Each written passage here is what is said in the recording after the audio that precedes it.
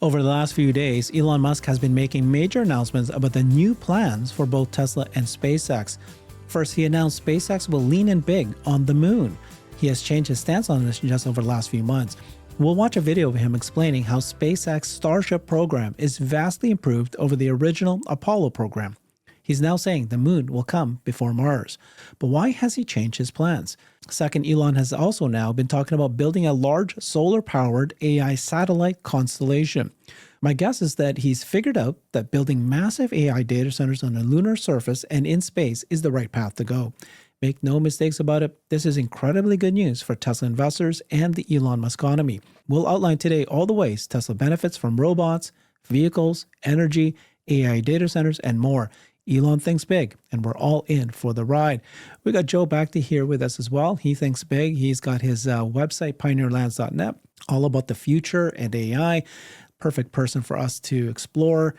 He's an economist, tech entrepreneur. He has a YouTube channel covering both Tesla and AGI.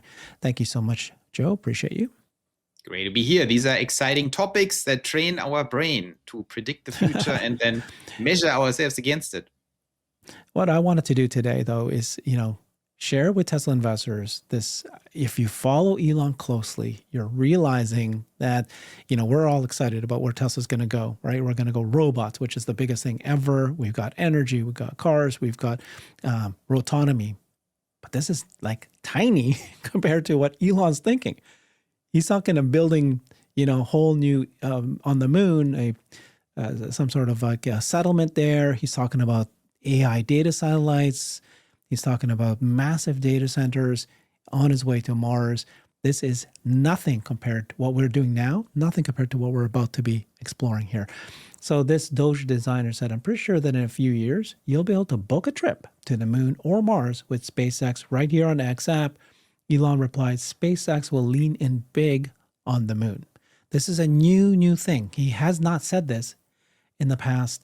I'll explain that before I show this video where he talks about SpaceX Starship program. But, Benjamin Crocker, who worked at XAI, and he said this, what changed? He's genuinely asking, because look at this, in January of this year, just like beginning of this year, no, we're going straight to Mars. The moon is a distraction. Mass to orbit is a key metric. Therefore, thereafter, mass to Mars surface. The former needs to be in the megaton to orbit per year range to build a self-sustaining colony in Mars. He said, this competition is better and stopping at the moon simply slows down getting to Mars. Okay, he said these earlier this year. But now he's saying, a large solar-powered AI satellite constellation would be able to prevent global warming by making tiny adjustments in how much solar energy reaches. So I think what he's done is he's starting to figure out that if I build AI data centers on the moon and all the Starlink satellites, that is actually going to generate more money and it'll power this. So his new posts about things we can do in space with fully reusable super heavy vehicles are important. I've been wondering for years when he would realize that there's much more important things to do in space before building a city in Mars. So he's got the massive AI data center, data processing centers, the space solar power satellites, massive swarms of imaging systems, space settlements in deep space and on the moon. Because he started talking about how you can do these things through these satellites. That's what he said yesterday. So let me play his comment at the I think it was at Joe Rogan, where he's talking about what Starship represents. The Starship program is vastly more capable than the entire Apollo moon program. Vastly more capable. This is a spaceship that is designed to make life multiplanetary, to carry millions of people across the heavens to another planet. The Apollo program could only send astronauts to the moon for a few hours at a time. Like they could send the entire Apollo program could only send astronauts to visit the moon very briefly, and then for a few hours and then depart. The Starship program could create an entire lunar base with 1 million people. You understand the magnitudes are different, very different magnitudes here. What's your thinking of why he's changing his tune and now he's saying, hey, let's go to the moon? I got a little lucky over the last few weeks because here's my bigger picture take on this. Let's take a step back before we get to Elon. As you know, I am of the conviction that we live in the age of AGI. We have a massive reality engineering acceleration that empowers all of us. One of the most important first steps for each of us, if you want to be a pioneer and participate in this, is the ability to predict and simulate reality accurately, right? That is not easy, and you need to train your brain. And the best way to do that is you make predictions. You say, like, this is going to happen, and this is going to happen, ideally on a timeline. This is going to happen then. Why is this so important? Because you can measure your predictions against reality. And Elon is one of the great people who not just predict things, but make things happen. And so for me, he's a great benchmark to, number one, if he says something, quickly assess, did I already think of that? And was I right? Did I not think of that? If not, why did I not think of that? Or does he say something where you think he's wrong? That's my favorites, because Elon is very smart. He's rarely wrong. And I had these 3 disagreements with Elon where I said Elon is wrong on this. I think I know why he's wrong, because he thinks differently. I can just think theoretically about it. And Elon also takes into his consideration, can I do it now? If I can't do it now, I just say it's not going to happen because I don't care, because he wants to make things happen. So he had 3 things, the 3 things where I disagreed with Elon. Flying cars. I always said flying cars are inevitable and will happen, and all cars will be flying eventually. And Elon said, no, flying cars are stupid. I had my reasons for saying, it's just better flying cars because you don't need roads and it's better. The second thing is the moon.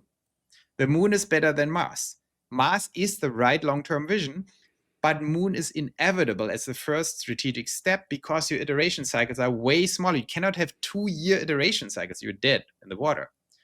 2-week iteration cycles massively accelerate everything you need to do on Mars. Initially, you can do on the moon. So it's the perfect base. So he was wrong on this, in my opinion. I said this. And the third thing, just to throw this in, is nuclear fusion. Nuclear fusion, of course, is vastly superior to solar energy. And his theory that, it's sun, it is already fusion, well, that doesn't help you if you need a Starship thing with a nuclear fusion reactor. You need the density of a fusion reactor. So fusion is an absolute game changer, nuclear fusion. Now, the reason, I think, on the moon, it was not in his scope, because Elon is also the guy who makes all these things happen. So if he said, well, we can't go neither to Mars nor to the moon, so I don't have to think about it. I need to focus long-term vision on Mars, short-term vision, get to orbital and Starship. So moon was not a thing. But now he's coming around. So I'm very happy, because over the last 2 weeks, 2 of the 3, Elon came around, which makes me very happy. Not because I want to be right. I just want to be confirmed. Did I make a mistake or not? And it's not a mistake. So on flying cars, we don't have to go into that. But he also on Joe Rogan said, yes, the Roadster will be flying. And most people still don't get what that means. I think it's a joke or it's a party trick. It's not. It's potentially something much bigger. And on the moon, he seems to be totally coming around, say like, yeah, that's the next big strategic step. After we made Starship happen, now it's orbital, it's reusable more and more, focus on the moon. Also, when it comes to the moon, what's so important for Elon is I think he realizes Elon is like the super uber capable teenager brain still. He's like, we need to go to the star, which makes him so powerful that he's still like young in his mind. But he thinks about Mars, and I think now it hits him slowly, the reality. It's just not going to happen in his lifetime unless we hack lifetime. So he understands it's just not going to happen. I'm not going to see a city on Mars in the next 40 years or something. It's just not possible in terms of iteration cycles. Maybe some humans, but not anything real. Whereas on the moon, it is absolutely conceivable that in 10 years, we have major stuff happening on the moon.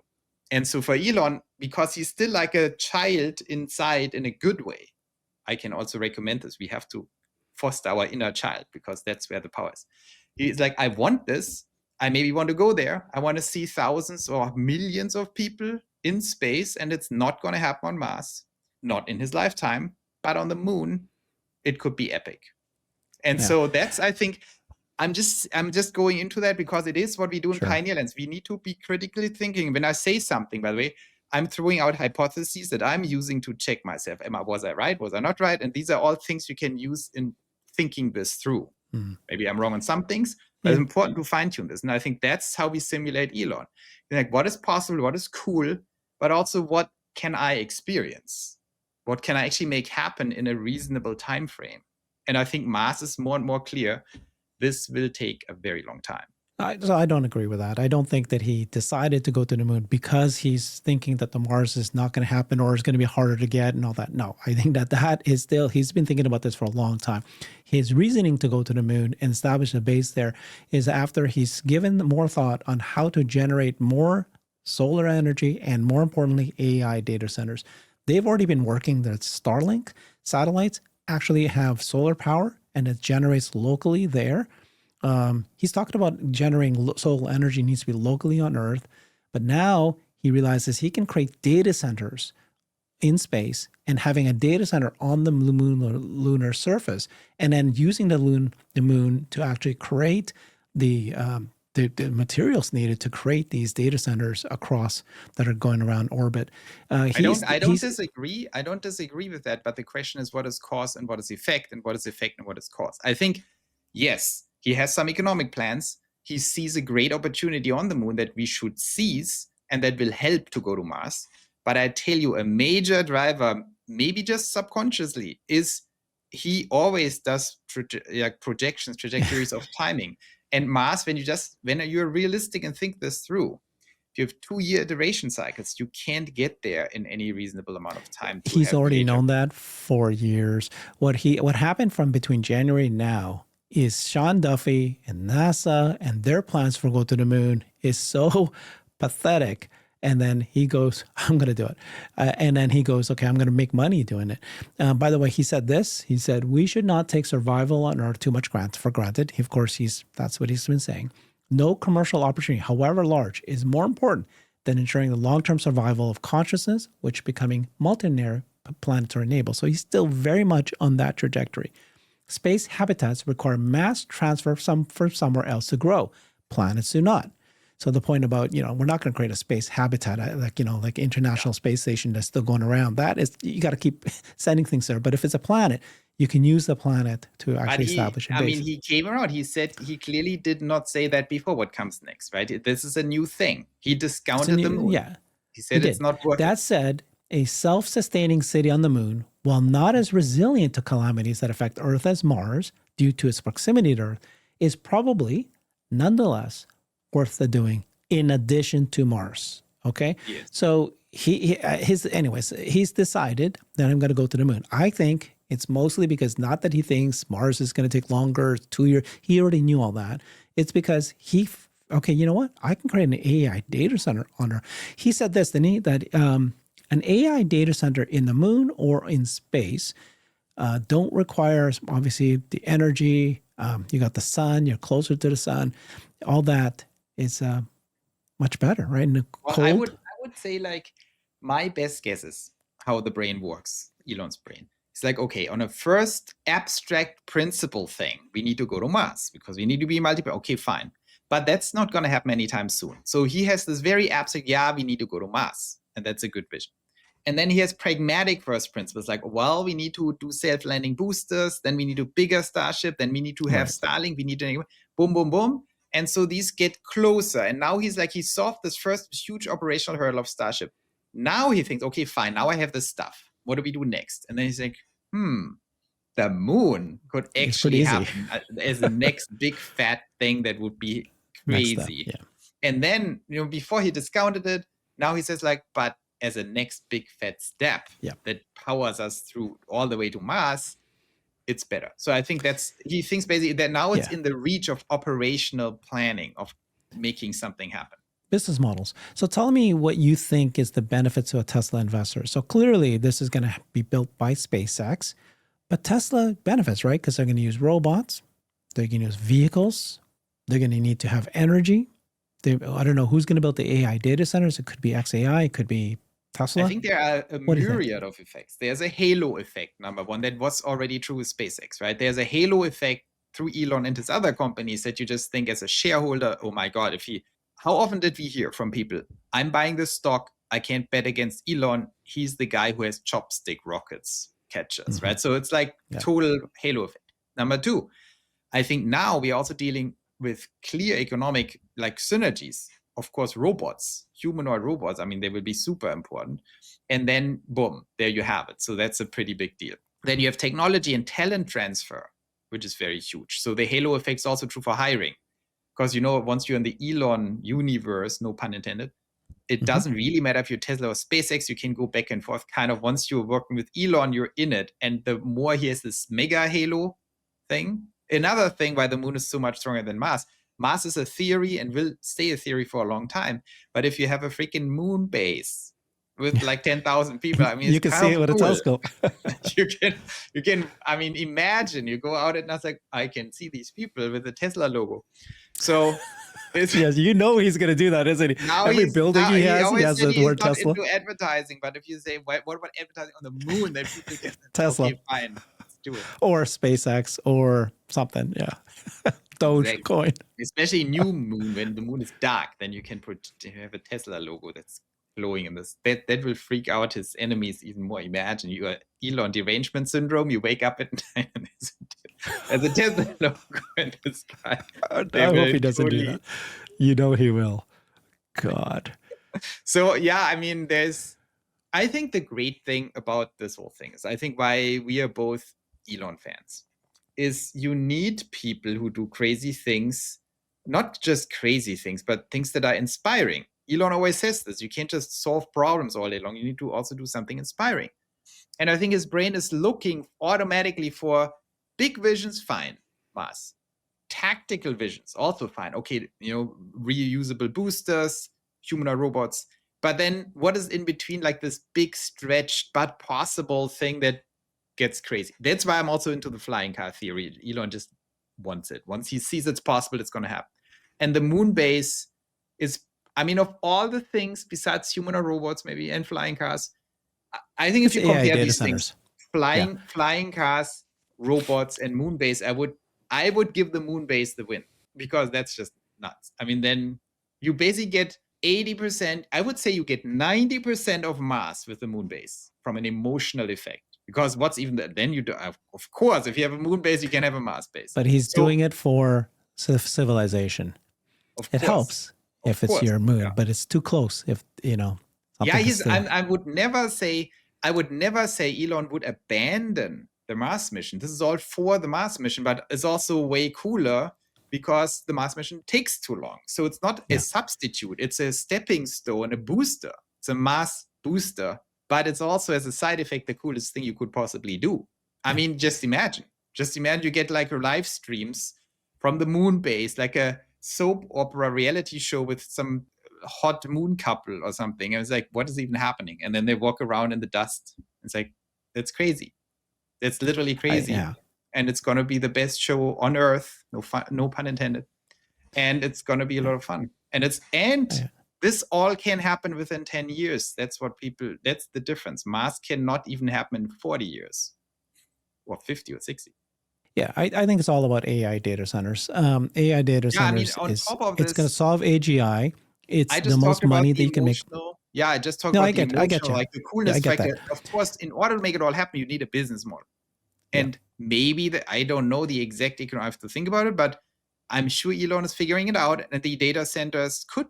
Didn't do the math. I don't have the exact economic model why they would work, but of course it's clear. It's very cold. You don't need cooling. You need blah blah. It might work.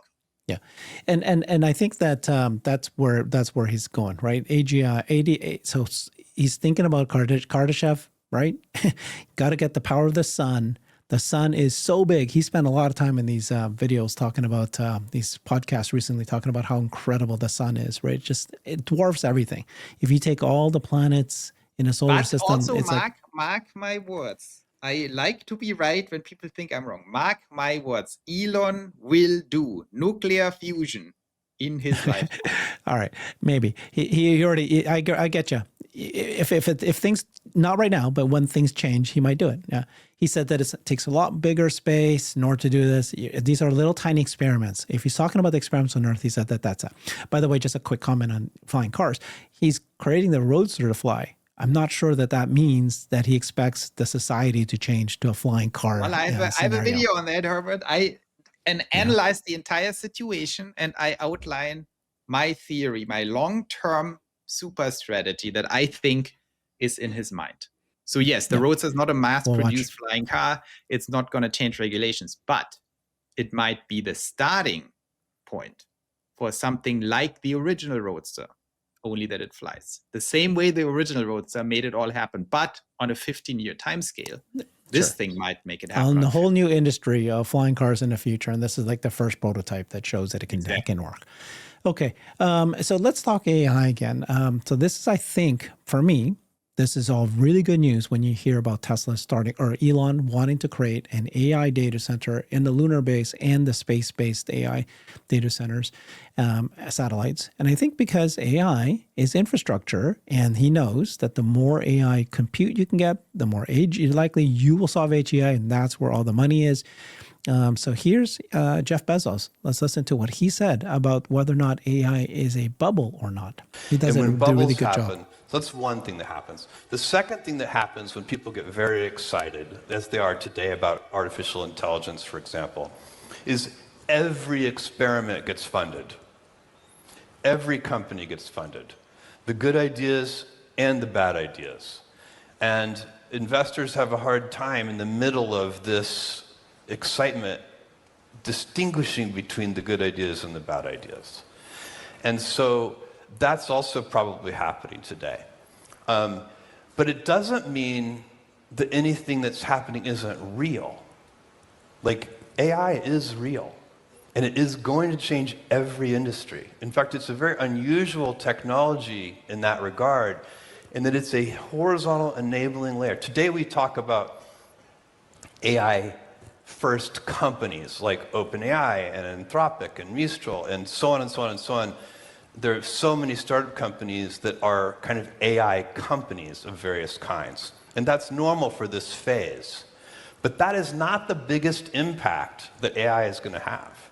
The biggest impact that AI is going to have is it is going to affect every company in the world. It is going to make their quality go up and their productivity go up. I mean, by every company, I literally mean every company, every manufacturing company, every hotel, every, consumer products company, et cetera, et cetera, et cetera. Okay, so that's, he believes it's not a bubble and that it's the infrastructure that's being built, and that's the difference between, dot-com bubble. But internet, same thing. Lots of people made money on internet, but a lot of people lost money, but the internet was infrastructure that we all ended up using continuously. Forever. I think it's a different thing. I agree with you on principle, right? Of course, internet was a very big thing. In the end, it all turned out great and everyone made money. In between, giant bubble and burst. It is different this time because, yes, we will make even more money. It will have a much bigger impact than the internet, but there is no bubble. And I explain why. If you look at a bunch of, you can look at metrics, for example, something called dark fiber. And Cisco had this crazy build out and stock went through the roof. There was a decoupling between corporate profit growth and stock price, like dramatic decoupling. That is absolutely not happening with the Max 7. I mean, Tesla is an exception because it's all different because it's like a startup. But Microsoft, Google, Nvidia, AMD, like they're all growing like crazy on profit and their stock goes up appropriately. So there is not even a bubble. It's a pretty reasonable piece. The next thing is the type of leader and the type of companies we have that benefit from AI stocks. It's a completely different ballgame. In 1999 and 2000, people were a little naive because it was new. No one ever experienced like a global mega fantasy like the internet. So people got very naive, pet.com and stuff like that. Today, what are the big things? Lovable, like growing from 0 to 2 billion or whatever in 12 months. Look at their revenues. They're like going through the roof, like the ARRs, that they're making so much money, you can't even believe it. And then look also at the quality of the leaders. Who leads this whole thing? Let's not talk about Elon. We are big Elon fans, but Jeff Bezos, Bill Gates was on and said it's not a bubble. Sam Altman, Satya Nadella, the Google leadership. What do they all have and Zuckerberg, what do they all have in common? These are mega hard-nosed, mega high IQ, mega experienced operators and entrepreneurs. They are not bubble people, right? They execute hardcore. And I mean financially hardcore, and you see it in the numbers. These are not people that get swept away in some crazy stuff. They want to make money, and they're making massive amounts of money. So everything is different this time compared to the internet bubble. There's high discipline. There's high pressure. There's also high fantasy, but the discipline is very, very serious. They're doing their math, and they're doing their free cash flow. Look at Jensen Huang. You think he's like a dummy or naive about things? Like, they're printing insane amounts of money. That's what they're doing. So that's why I don't think this is a bubble. Plus, you can make the ultimate argument, like, do you even know what we're dealing here with? We're creating intelligence. Like, I see it every day in my works, like insane, like what I can do. Like, I did things just the last week that were completely impossible before, just operationally. Like, I can't even tell people what I did, but it has to do with legal and regulatory, like financial stuff. So it's crazy what you can do and what you cut out. Like, how would I have even done that also on the software side? It would have taken me entire departments, millions of dollars, and now I do it in 2 weeks with $40. Clearly, That's there's literally true.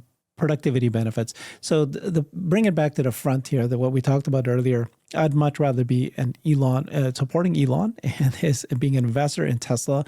If I could invest in every other company he owns, I would. Because look at what he's talking about now. Obviously, clearly AI is not a bubble. Clearly, AI is going to make a lot of money. But more importantly, it's whoever creates AGI first, whoever can create the business models. Remember just this weekend, Brad Gerstner asked Sam Altman of OpenAI, okay, so you can invest $1.4 trillion to create AI infrastructure. What is your business model? How are you going to support 1.4 trillion? And Sam Altman got very agitated, very pissed off at that. He left the show 20 minutes later, something like he was clearly shook by that because he doesn't have an answer to that. But Tesla, Elon does. And so now, not only is Elon, as you can see with XAI, building these compute data centers so much faster than everyone else, he's going to create the biggest data center on Earth. But now he's talking about satellites and the moon. I mean, that's what we covered, what I covered in some videos, and I think even we covered it in last week or something. What everyone is just ignoring a little bit of the critics is Tesla is one of the greatest cash flow machines in the world. Like, this is not like little Elon having fantasies and raising money. He's producing, he's sitting just, not even talking about SpaceX, just in Tesla, he's sitting on $41 billion in cash. Invests like crazy in the future, and every quarter this goes up, not down. Like, just let that sink in. Just he's funding his investments in AI with cash flow. No one else is doing that. Everyone else is investing investment. Cash stack every single quarter. I mean, yeah, people have to understand what that means. This is like unique, and it's not unique. Google is similar, only that I don't like them, and they have, it's all different. But these are also cash flow machines. Also Microsoft. That's why I'm saying this is not a bubble. They're financing this out of cash flow growth. Same with Meta, not OpenAI. Same with Nvidia. It's just, for them, it's just fun and games for all these big corporates. For Tesla, they take it to the next level. They are as efficient as these corporates, only that it's not fun and games. They're R&D projects. They're saying, no, in a way, we are betting the company on it, but in the most responsible way possible, because our core business keeps ramping up the cash stack. So that's why I'm so, like, people have to really understand these basic principles and the numbers behind it. You have here someone who still thinks like a hungry 20-year-old entrepreneur, super intelligent, with massive resources that keep growing, that is also proven that he can execute in a way that just makes massive amounts of cash.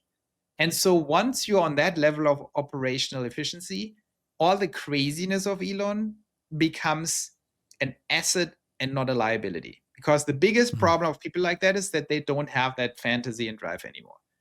Right? And Elon has it. That's an asset because it opens up one $10 trillion TAM after another. And now 20 at once. That's why we can tell the shareholder what is very important. We are moving in this new phase of sustainable abundance, because you can tell that suddenly Elon is totally not just back. Like, look at these podcasts. He's now, okay, flying cars, moon base, AI centers in space, like all that kind of stuff. It's like boom, boom, boom. And it's all operational. It's like, it's already done, right? It's running. It's crazy. And so that's good for shareholders. And thank you so much. And this is again why Age of AGI and Pioneer Lands, why I'm so into this stuff, is because the rules are also, the ground we are standing on is also changing in exactly the benefit of that direction. You can do crazier and crazier things more and more efficiently because of AI. That's the underlying undercurrent. And we don't have to wait for AGI and ASI I see it with myself. I'm already super boosted. Yep. If I'm super boosted, what do you think Elon is? He's mega boosted. He's giga boosted. His companies. Yeah, everything's going to be improved. Thank you so much. Appreciate you, Joe. Thanks, everybody. Bye-bye. Thank you. I've created a website that is the most comprehensive resource for the Tesla investor. Please check it out. Simply go to my website at herbertong.com.